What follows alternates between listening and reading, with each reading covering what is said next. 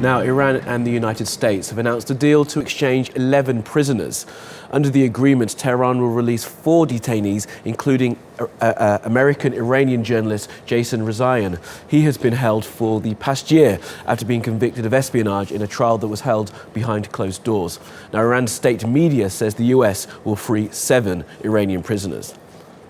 Well, Reza Marashi is a research director of the National Iranian American Council and joins us now from Washington. Reza, good to speak to you this evening. How important is the release of these 4, would you say?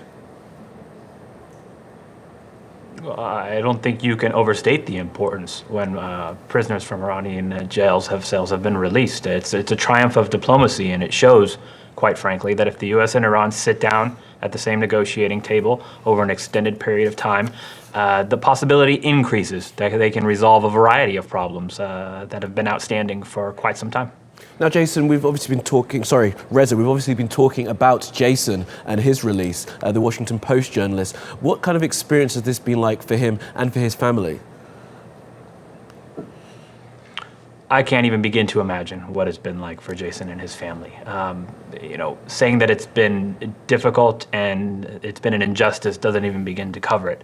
I think the important thing now is that whatever negative term you use to describe it, that's over, and he's going to be reunited with his family. That's the most important thing at the end of the day, is because you got somebody who, in my view, never did anything in the first place, that's now going to get to resume his life, put things back together, and we can only hope for the best. Well, Reza, what does this tell us about the ongoing and future relationship, do you think, between the US and Iran?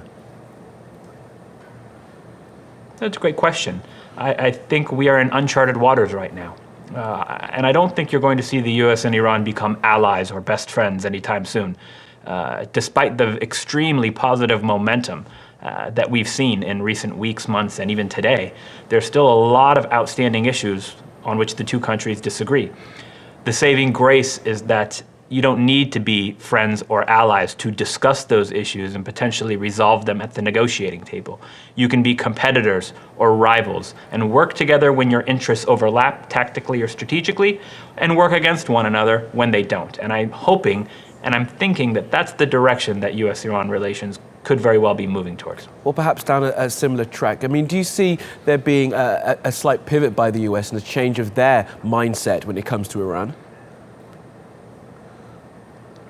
I think you're seeing a slight changing of minds in Washington and in Tehran.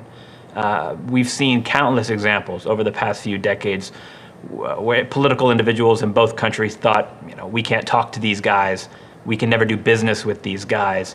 And you're starting to see those barriers fall down one by one. And that's extremely positive because, again, it means at the end of the day, even when disagreements exist, there's a direct channel to ensure that those differences can be discussed in a good faith effort to avoid the worst possible outcome, which is a military confrontation between the two countries. Well, Reza Marashi there from the National Iranian American Council. We have to leave it there, but thank you very much for joining us.